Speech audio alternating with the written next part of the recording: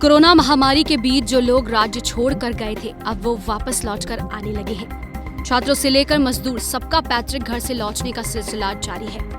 देश भर में परीक्षाओं का आयोजन कराया जा रहा है, तो वहीं छात्रों के सामने सबसे बड़ी समस्या खड़ी हो गई है।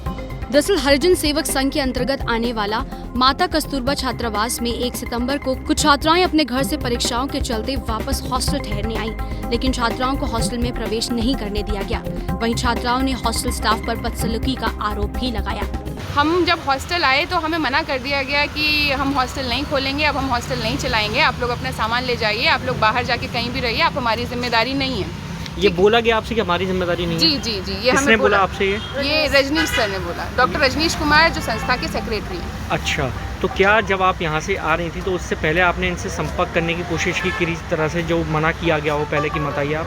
सर पहले हमें कोई किसी तरीके की सूचना नहीं दी गई कि आप यहाँ मत आइए, हमने हॉस्टल बंद किया है, किन कारणों से बंद किया है, या हम आगे हॉस्टल नहीं चलाएंगे, इस तरह की कोई हमें सूचना नहीं दी गई। अच्छा, जब आप आई तो फिर आपके लिए दरवाजे नहीं खोले गए। हमारे साथ अभद्रता की गई, सिक्योरिटी गार्ड ने हम लोगों को धक्का वगैरह भी दिया और पुलिस बुलाकर हमारे खिलाफ FIR दर्ज कराने की भी कोशिश की गई, हमें डराने धमकाने की कोशिश की गई।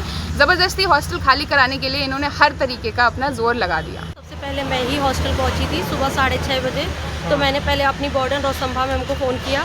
उन्होंने डिनाई कर दिया कि मेरे हाथ में कोई भी पावर नहीं है, तुम रजनीश सर को फ़ोन करो। मैंने उनको फ़ोन किया तो उन्होंने बोला कि आप जहाँ से आई हैं वापस चली जाइए, मेरी आप रिस्पॉन्सिबिलिटी नहीं है और हॉस्टल हम नहीं खोलेंगे।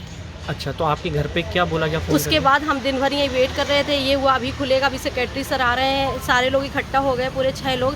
हम शाम को यहाँ तक वेट कर रहे थे, नहीं हुआ। फिर उन्होंने हमारे नंबर कॉन्टैक्ट्स निकाले फैमिली के और इन्होंने मेरे पापा को 9:30 बजे रात को फ़ोन किया कि आपकी बेटी यहाँ पे ऐसा ऐसा कर रही है और हमने हॉस्टल नहीं खोला, हम नहीं रहने देंगे, आप अपनी बेटी को वापस बुला लीजिए। मेरे फादर ने उनको जवाब दिया कि वो 600 किलोमीटर दूर है, मैं वापस नहीं बुला सकता, टिकट भी नहीं मिलेगी इतनी जल्दी, तो और उसका एग्ज़ाम है UPSC का, वो देकर ही आएगी, आप उनके रहने की व्यवस्था कीजिए क्योंकि वो पिछले 4 साल से वहाँ रह रही है। इस तरीके से पापा ने फ़ोन रखा और फिर मुझे इन्फॉर्म किया। तो उस टाइम पे फिर मैंने इनको बोला कि मैम आप दोबारा फ़ोन मत कीजिए, हम यहाँ आ चुके हैं, आप हमें रहने की व्यवस्था कीजिए। तब इन्होंने हमें ऑफ़र किया कि आप हमारे रिलेटिव के यहाँ रहिए चल के।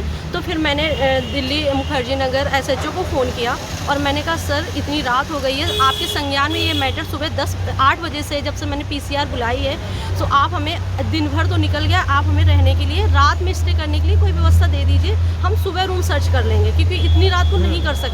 और चूंकि आप होप दे रहे थे कि सेक्रेटरी सर आएंगे तो खोलेंगे, इसलिए हम यहाँ बैठे भी थे। ये आपने पुलिस में?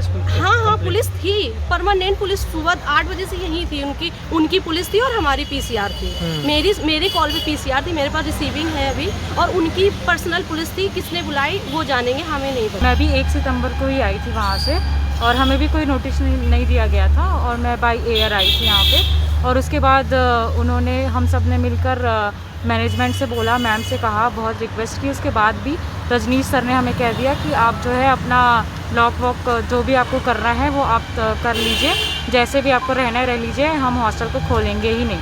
हमने बोल दिया कि सर हम सुबह 9 बजे से इंतज़ार कर रहे हैं, तो आप कुछ तो कीजिए, कुछ अरेंजमेंट करिए, अब तो हम आ चुके हैं, तो कम से कम इतनी लड़कियों के लिए ही आप खोल दीजिए, उसके बाद देखा जाएगा क्या करना है क्या नहीं करना है। हमारे सबके ड्यूज़ भी क्लियर थे, कुछ लोगों के छोड़ के, तो वो भी देने को तैयार थे, ऐसा नहीं था।